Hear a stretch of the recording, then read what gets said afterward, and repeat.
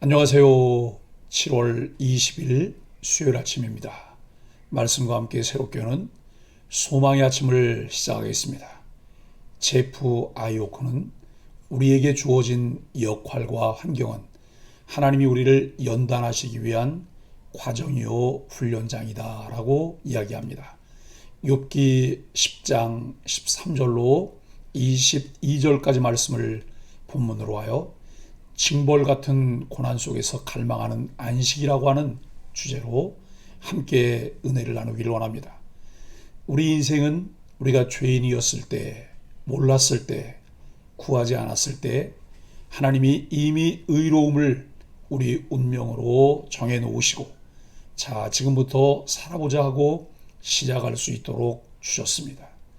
우리는 이 운명을 가지고 아담의 잘못된 선택으로 인한 죄인의 자리에서부터 삶을 시작하였습니다.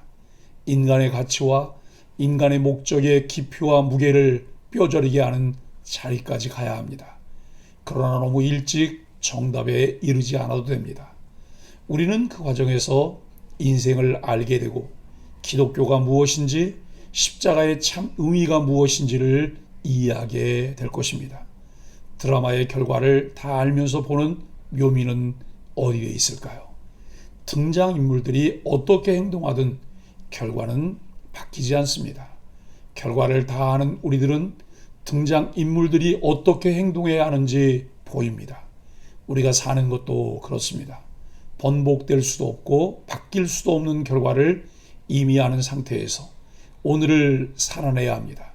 우리 인생은 처음과 나중이요 시작과 끝이신 하나님의 손 안에서 이루어진 돌이킬 수 없는 구원의 섭리를 확보하고 살아갑니다.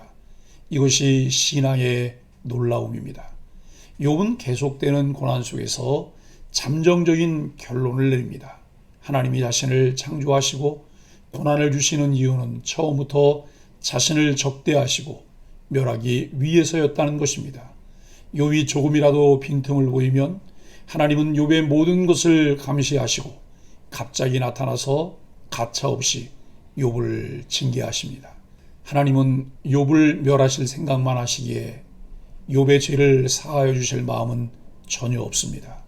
만약 욥이 실제로 죄를 범했다면 욥은 변명하지 않고 하나님께 죄를 고백하며 용서를 구했을 것입니다.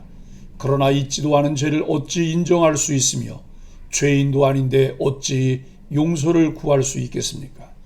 욥은 죄가 없기에 떳떳하게 머리를 들려고 해도 하나님은 억지로 죄인으로 만드셔서 수치와 고통을 강요하십니다. 욥은 자신을 적대시하고 공격하시는 하나님을 사자와 군대에 비유합니다. 그가 사자의 먹잇감이 되지 않기 위해서는 몸을 숨기고 어떤 소리도 내면 안 됩니다. 그러기에 욥은 두려움과 공포 속에서도 침묵할 수밖에 없었습니다. 또한 하나님은 욥이 정신을 차리고 다시 고개를 들어서 소리를 높여 자신을 변론하고자 한다면 수많은 법정 증인을 세우셔서 군대가 차례대로 적을 향해 공격하는 것처럼 욥을 대항하게 하십니다. 욥은 혼자서 수많은 군대와 외롭게 싸워야 하는 처지에 놓여 있습니다. 욥은 하나님이 이렇게 자신을 적대시하고 무리하게 공격하고 핍박하실 것이라면 왜 태어나게 하셨는지를 묻습니다. 만약 욥이 태어나지 않았다면 이러한 고통을 겪지는 않았을 것입니다. 치열한 삶을 살아가는 욥이기에 이러한 탄식은 허용되어야 합니다. 계속되는 하나님의 공격에 욥은 지쳐 있습니다. 죽음의 문턱에서 거친 숨을 몰아쉬며 욥은 하나님께 잠시의 평안이라도 허용해 주실 것을 요청하고 있습니다. 욥은 하나님께 의인으로 인정받은 사람이지만 그의 말을 다 옳은 것으로 받아들일 필요는 없습니다. 욥의 말을 읽을 때 우리는 옳고 그름을 따져서 교훈을 얻으려 하기보다 욥의 현실에 공감하려 해야 합니다.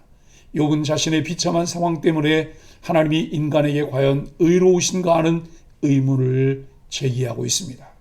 13절로 17절은 젊은 사자처럼 나를 사냥하시니 라고 말합니다.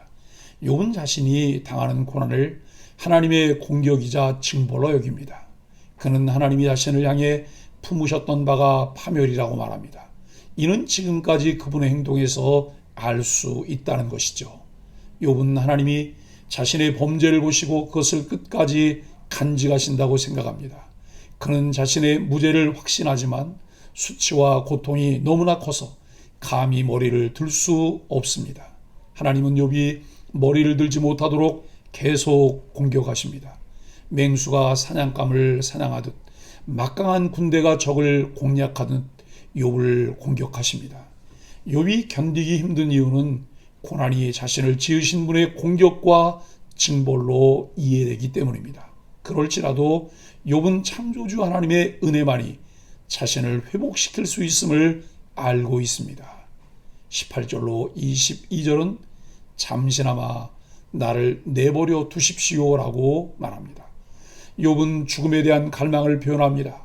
자신이 태에서 나오지 않았거나 태에서 죽었더라면 지금 무덤에 있을 것이라 말합니다. 본문에서 욥은 3장에서처럼 죽음의 세계를 안식의 세계로 묘사하지는 않습니다. 다시 돌아오지 못할 땅이며 어둡고 그늘진 땅으로 묘사합니다. 그것은 광명과 흑암과 같이 여겨지는 완전한 어둠의 땅입니다. 욥은 그러한 죽음의 땅으로 가기 전에 자신을 잠시 놓아달라고 하나님께 요청합니다. 여기에서 죽음의 세계를 갈망하던 욥이 진정으로 바라는 바가 무엇인지 분명해집니다. 그것은 쉼없이 자신을 공격하시는 하나님의 떠나심으로 얻게 될 안식입니다. 간절함보다 중요한 것은 올바른 방향입니다. 욥은 죽기 전 잠시나마 평안할 수 있도록 자신을 내버려 달라고 간청합니다. 그의 기도는 절박하지만 옳은 기도는 아닙니다.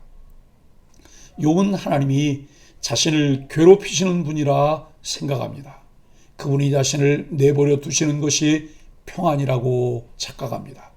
이러한 오해 때문에 욥의 간구는 엉뚱한 방향으로 흐르고 맙니다. 성도는 어떠한 상황에서도 신실하신 하나님을 신뢰하며 은혜를 구해야 합니다.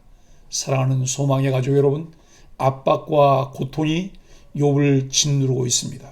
그에게는 소망이 없어 보입니다. 하나님을 너무나 사랑했던 욥이 고난당하며 탄식하는 모습을 볼 때 우리는 아픔과 허무함, 상실감을 느낄 수 있습니다. 인생의 덧없음을 인식하는 것이야말로 하나님을 더욱 깊이 깨닫는 밑거름이 됩니다. 신앙은 복잡다단한 인생과 분리된 고차원의 영역이 아닙니다. 방황과 좌절의 과정이 없다면 신앙은 언제까지나 추상적, 관념적 차원에 머물게 됩니다. 신앙은 현실입니다. 그러므로 구체적이고 단단한 믿음을 갖기 위해서는 방황하고 낙담하는 과정도 필요합니다. 그 과정에서 하나님과 깊은 만남을 경험하게 될 때 우리는 하나님의 주권과 섭리를 지식으로만 인식하는 것이 아니라 우리의 삶으로 경험하며 신뢰하게 됩니다. 주님을 떠나서는 아무것도 할 수 없습니다. 참 안식은 주 안에서만 누릴 수 있습니다. 인생의 위기가 찾아올 때 위기에 대응할 수 있는 매뉴얼을 가지고 계십니까? 심장박동기와 심폐소생술이 있지만 이것을 사용할 수 있는 매뉴얼을 숙지하고 있지 않다면 진정 위기가 찾아왔을 때 우리는 위기를 해결할 수 없습니다. 우리에게 주신 은혜의 방편인 말씀과 기도, 성례는 우리로 하여금 신앙의 기본기를 잘 놓을 수 있게 하며 위기 상황이 올 때 흔들림 없이 이것을 극복할 수 있는 매뉴얼입니다. 순간순간 찾아오는 인생의 위기를 잘 헤쳐나가며 참 믿음의 사람으로 주와 동행하며 살아가게 되기를 예수 그리스도 이름으로 간절히 축복합니다. 함께 기도하겠습니다. 하나님께서 저를 죄인으로 낙인 찍으시고 내치시는 것보다 더 큰 두려움은 없습니다. 허물과 연약함, 부끄러운 모습이 드러나 하나님 앞에 떳떳하게 설 수 있는 저를 불쌍히 여겨주소서.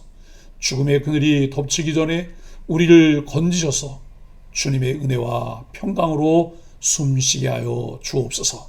예수님의 이름으로 간절히 기도합니다. 아멘.